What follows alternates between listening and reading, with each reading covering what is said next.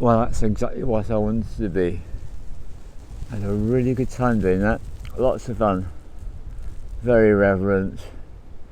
So, this is the tree that I chose to be my witness. Really substantial. Very satisfying to work with. Great energy. So I created, before I came out, an image of each person I wanted to communicate with in this way. And just to kind of get the reverent thing off to a start, I chose some paper that had been used for drawing by my grandson. That felt really appropriate to do.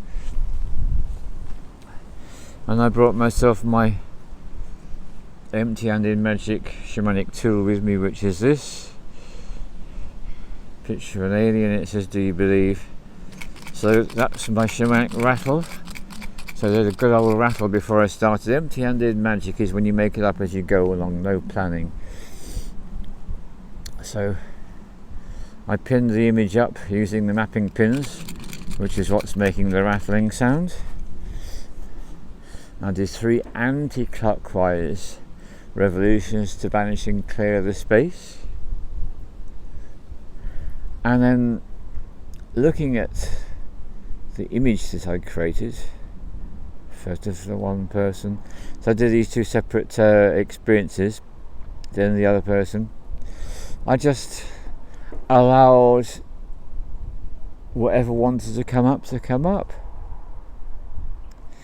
And a little bit of it I kind of suspected, and that's pretty much right. And then other stuff completely surprised me. I had absolutely no idea that I was going to say that was going to come up for me. And then when I finished the process, I did 3 clockwise rotations, and I found myself singing a little song. It's all an illusion, it's all an illusion, it's all such an illusion. And I said that little phrase 9 times, and that's how I completed the process. And I do feel much lighter. I feel that there was something I needed to say, and I said it. And it really wasn't what I expected. And there was no heavy emotion attached at all.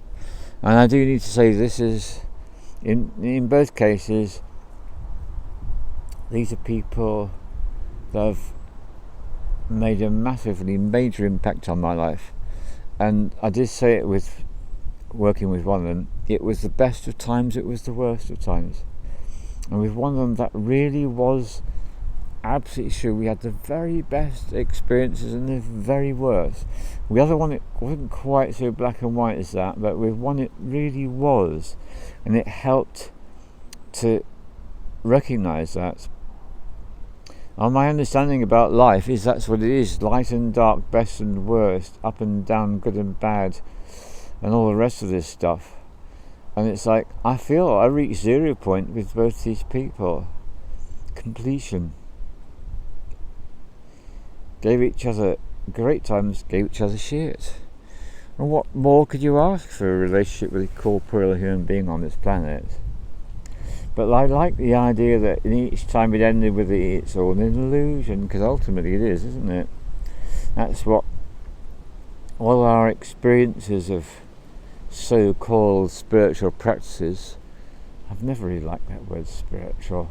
For many years I wouldn't use it, but I've really slipped into using it over the last so many years. Not quite sure how it happened, but sort of a load of coppers really, all this differentiation between anything being spiritual, not spiritual. It's really a bit stuck up, all that kind of thing. So, well, all that is, of course, like everything that ever comes from out of my mouth, it's only my opinion.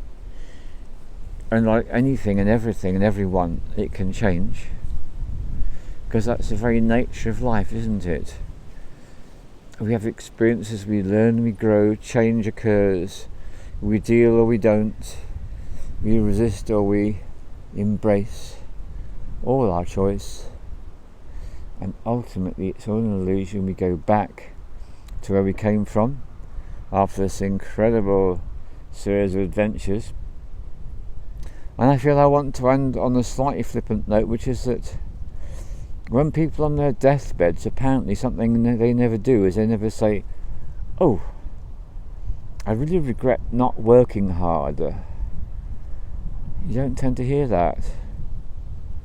I mean, of course, these days people are so drugged up, people don't even know what deathbeds are. But when someone's on their deathbed, they're still functional.